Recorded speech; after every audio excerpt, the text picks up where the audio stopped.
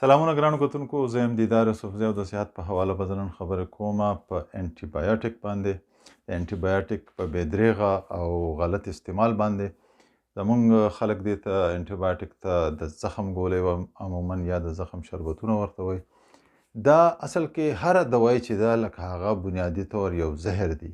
زهر داسې دی چې دی په وجود ته کله ځي نو دی جراثیم وژني. نو چې کله دی جراثیم وژني نو دی د جراثیمو سره سره داسې نور زمونږ په دغه کې چې کم ښه جراثیم یا کم ورته موږ ښه بکټریا ویلی شو هغه هم د ځان سره وژني او وجود ته مسلې پیدا کوي.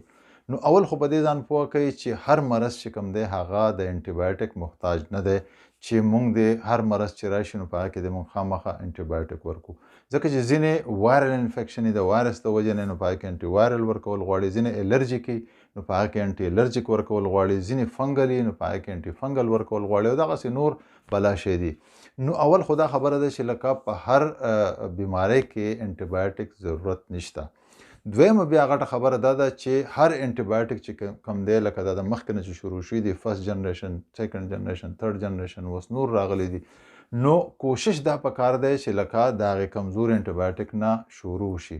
د هغې وجه بنیادي دا ده چې کله دغه دوایي یا اولنی جنریشن کم انټي بایوټیک چې دي د هغې غلط استعمال وشي. غلط استعمال داسې چې یا د بې ځایه وخوړې یا نوې پکار یا د کم وخت دپاره چې پکار یې د هغې نه د کمې وخوړې یا زیاتې دې وخوړې نه دې ته رزسټنس پیدا شي.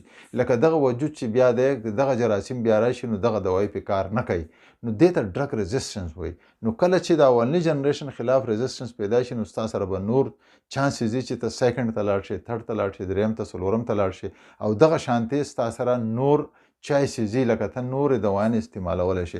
خو کله چې دې دا بې دریغه استعمال شي او هغې ته رزسټنس پیدا شي نو بیا دویم لځي جنریشن ته نو هغه کوم بیا د باندې خنده راځي یا رزسټنس ورته پیدا شي نو بیا دریم لځي او دغه شانتې یو وخت داسې راشي چې دا ټول جنریشنز ختم شي نو بیا وجود نه جوړیږي.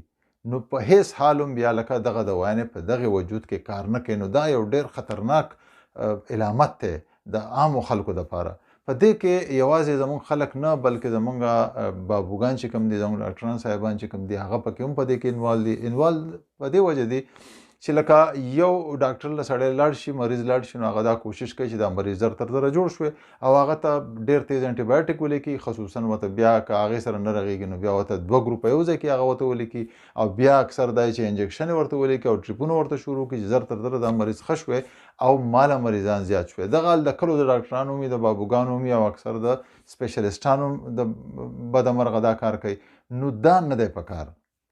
د دې سره لکه انساني وجود چې دی هغه ته ډېر زیات نقصان رسي او څنګه چې ما خبره وکړه چې کله دا ډرګ رزسټنس پیدا شي او دا دوایانې بیا په هغه کار نه کوي نو هغه به بیا چرته ځي. دلته په دې ملکونو کې که موږ وګورو نو د اوسه پورې فرست جنریشن لکه اماکسل استعمالیږي او د سیکنډ جنریشن ته هغه نه دی راغلی.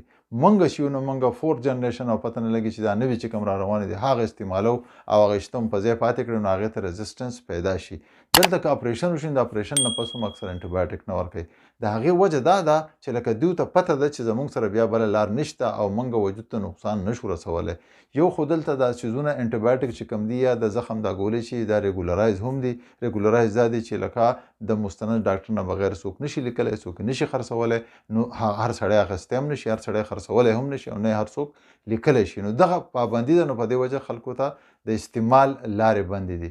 مونږ چې هلته ونو یو مریض راغی او هغه چې و نو زما خیال دی چې 5-6 ځایه علاجونه شوي او د 2.5-3 میاشتو نه د هغه تبه وتله راتله وه پې او ښه کېده نه مختلف دغه هغه له چې بیا بلډ کلچر وکړو، بلډ کلچر سنسیټیویټي ټیسټ ورته وایي نو هغه 8 قسمه انټي بایوټیک ته هغه رزسټنټ و.